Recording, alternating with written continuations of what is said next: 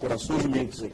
Agora, quando a gente pega esse debate dos anos de 45 para cá, o senhor diria que naquela fase inicial, quer dizer, todo aquele processo de implantação da infraestrutura do Getúlio, que criou uma base tão mais poderosa que os asiáticos, que se o Juscelino tivesse seguido a sua sugestão de liberar o câmbio, graças a essa infraestrutura, talvez o país tivesse hoje muito melhor do que os asiáticos. O senhor diria que mesmo naquela fase inicial, quando, por exemplo, o Dr. Gudan duvidava da capacidade do brasileiro de fazer caixa de fósforo, mesmo naquela fase inicial, o liberalismo teria sido, mesmo naquela circunstância, ele teria sido a melhor saída naquele momento? Sim. Nós teríamos provavelmente crescido muito mais rapidamente. Mas o fenômeno americano. Que foi o fenômeno americano, senão um crescimento em condições de liberdade? Que foi o fenômeno canadense? Que foi o fenômeno australiano? Mas existia um capitalismo senão uma vez no século XIX, circunstâncias muito diferentes. Nós tínhamos a mesma coisa. Nós absorvíamos imigrantes, nós podíamos fazer capital. O Getúlio que era um homem de visão curta, ele tinha medo danado de capital. Enquanto os Estados Unidos absorviam capital e tecnologia doidamente, praticando um nacionalismo integrativo, um nacionalismo de absorção, Getúlio praticava um nacionalismo de rejeição, um nacionalismo negativo. Também no segundo governo. Getúlio nunca, a rigor, se corrigiu. Basta a carta de morte, o testamento de Getúlio. O que é? Ele lutava pelo desenvolvimento e forças ocultas e estranhas, força oculta de estranha, era incompetência gerencial, lhe teriam levado ao sacrifício final. Não tinha nada de força internacional impedindo o crescimento do Brasil, não estava impedindo o crescimento do Canadá, nem dos Estados Unidos, de coisa nenhuma. Era a incompetência. Getúlio foi um governante razoável, apenas razoável na primeira fase, mas não se reciclou. Aliás, os gaúchos têm pouca capacidade de reciclar.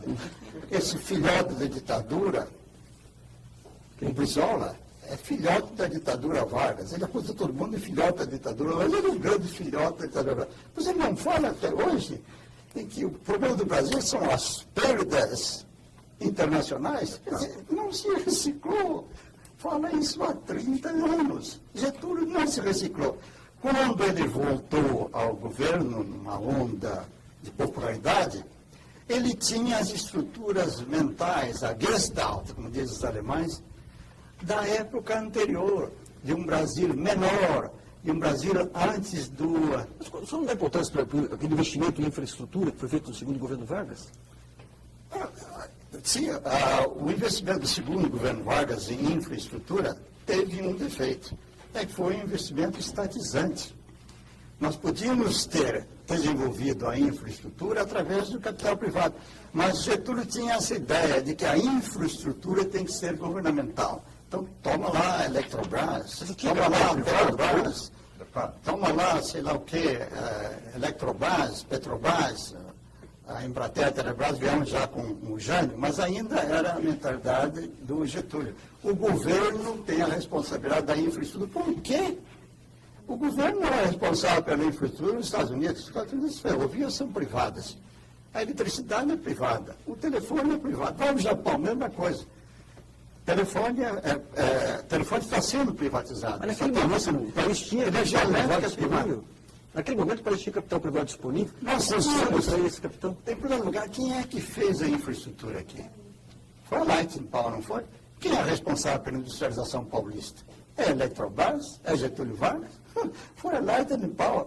Capitais canadenses. Nós tínhamos capital nacional e capital estrangeiro. As ações das empresas de cidade eram cotadas nas bolsas de valores. Era um processo normal de levantamento de capitais.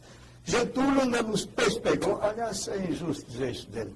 Esse monstrengo da Petrobras. É injusto porque, na realidade, o projeto encaminhado por Getúlio Vargas ao Congresso não previa um monopólio estatal. Previa uma companhia majoritariamente brasileira, mas com participação estrangeira. Foi no Congresso uma aliança entre os militares, a esquerda e o UDN, um partido burro de homens inteligentes, que forçou a adopção. No Brasil existe isso.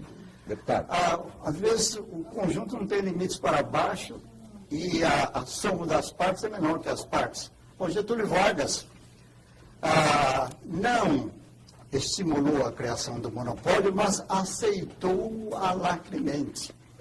E eu acho que o problema é grave, há um grave problema cultural. Eu fico desanimado às vezes. Professor, o Brasil não poderá se candidatar à modernidade enquanto mantiver esse fetiche. Petrobras, monopólio da Petrobras pode existir, deve existir, um monopólio da Petrobras. Por quê? Porque um país não chegou à modernidade, não chegou a um nível mínimo de racionalidade, se ele confunde um combustível sujo com um ídolo religioso. o Sérgio Rodrigues tem uma pergunta.